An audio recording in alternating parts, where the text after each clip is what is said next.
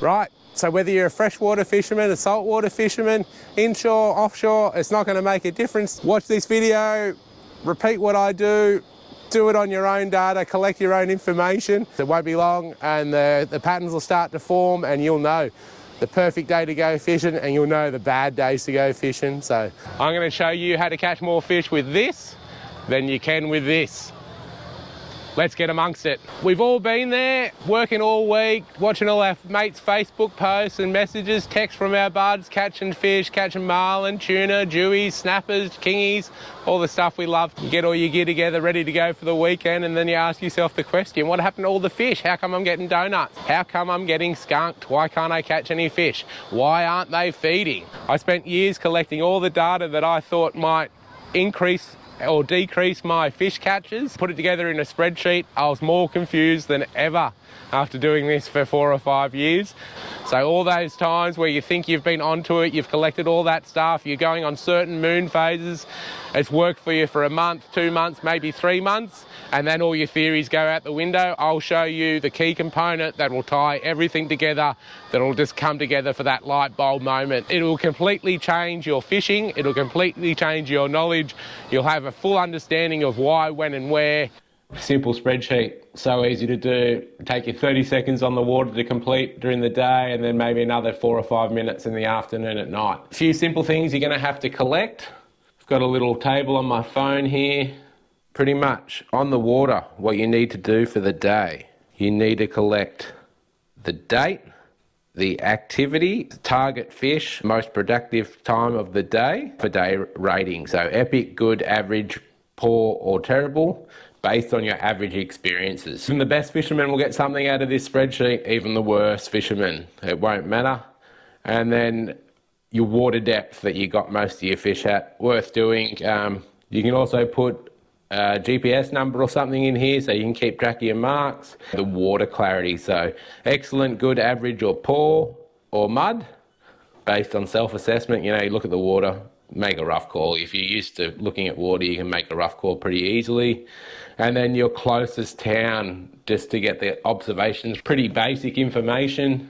Anyone can sort of collect that data, 30 seconds, 40 seconds, fill out that table, job done. I'll just give you a quick look at how I've got this set out, in case you want to copy it for yourself. So I've got the date, activity, i.e. beach, rock, boat, river, ocean, and bait and location. Fished, target fish, bycatch, most productive time of the day. Day rating, epic, good, average, poor, terrible, or any observations whilst near the water or speaking to other people that have been fishing. So if one of your mates has gone fishing for the day, you can collect his data. You obviously won't know what depths he's been fishing at, but you'll get some other key components out of this stuff. GPS marks and water depth for your days, definitely collect them. That will give you so much detail where you're going to find fish. So what depths you'll find fish at, depending on the barometer. Water clarity, that's just a self-assessment. So excellent, good, average, poor, mud.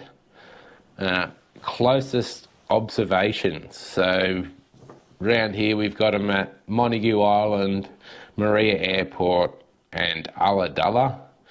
Moon phase, location, distance. Water temp and water conditions from MHL. Ocean currents map, Australia and New South Wales from BOM. 4-day forecast from the BOM. Windy tidal currents, cloud cover map from Windy, currents from Windy, and then the tide times and stuff from Port Kembla. So they're the closest I can find for around here. That will pretty much collect all the data we need. Hope you're enjoying my channel. Don't forget to like, subscribe, comment, all that sort of stuff. I'll give you a rundown on it. So let's put an entry in. Let's say today is the 14th of the 2nd, 24. Let's say I went fishing today and I went boat fishing, soft baits. Let's say I caught 6 good snappers, 3 undersize. For me, I would say that would be an all right day. So I would say average, maybe good. We'll give it a good day. Good. Let's say I was fishing in 90 meters of water. And the water clarity on this day was good. All right, now it comes to the critical part. This is where you need to collect the observations from the airport or the closest weather observation station. So I've just got links here. I just hit the link. Brings up the observations for the day. Say I went this morning, you can see it's only 2 o'clock in the afternoon now. I would just say I came back at 12. So what I would like to do, I'll maximize this screen so I can get a bigger screenshot. And I will just screenshot this. Make sure I get a heading either at the bottom or the top. Close this page back down. These are just other entries I've made, observations and actual fishing days. Rightio. So here is where we put our observations from the airport, which should be just here.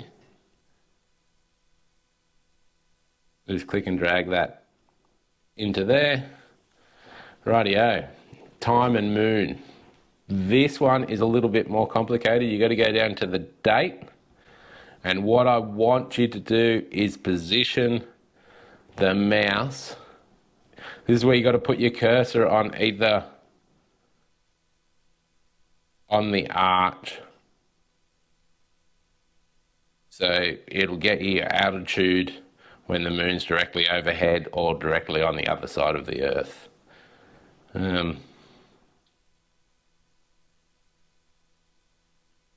There's a couple of key elements that we're going to get from this page. And drag our screenshot into position and place it. Next one we're going to collect is the swell, water temperature, swell direction. So we just got the MHL here. Come down here, we got our wave height, wave direction, wave period, and sea temperature. That's our closest station. Screenshot of this.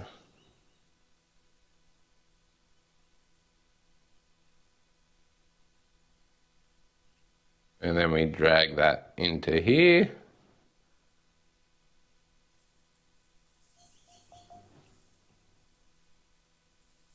All right, last couple of maps we got to collect. We got our sea temperature and current map from the bomb.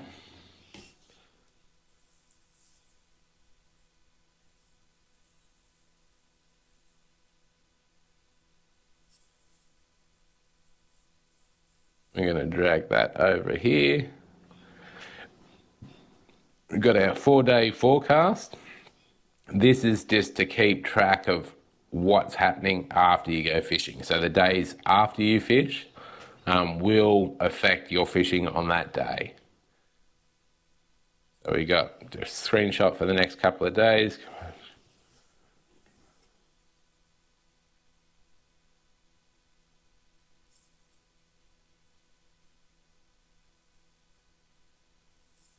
Goes into here.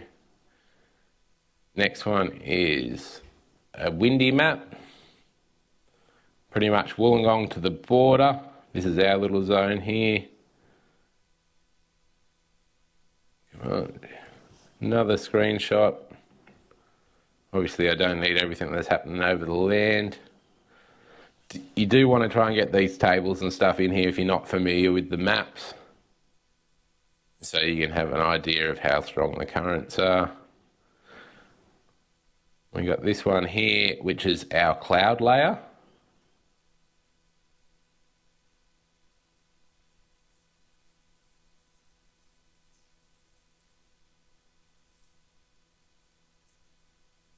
All right, just say I was fishing off the bay, 99% cloud.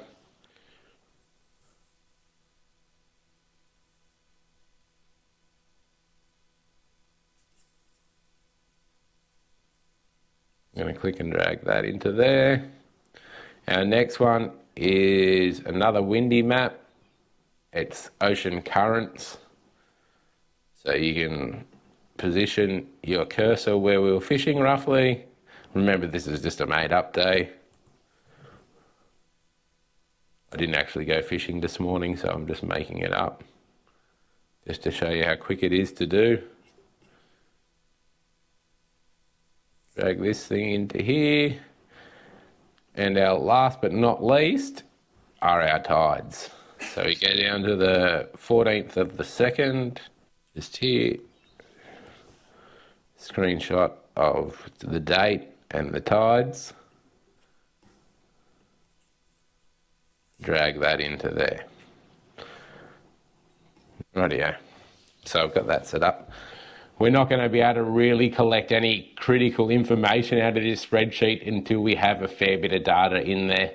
I sort of have cheated a little bit. I started this around the supermoon phase, around the new moon that's coming at the moment. We just had one last week.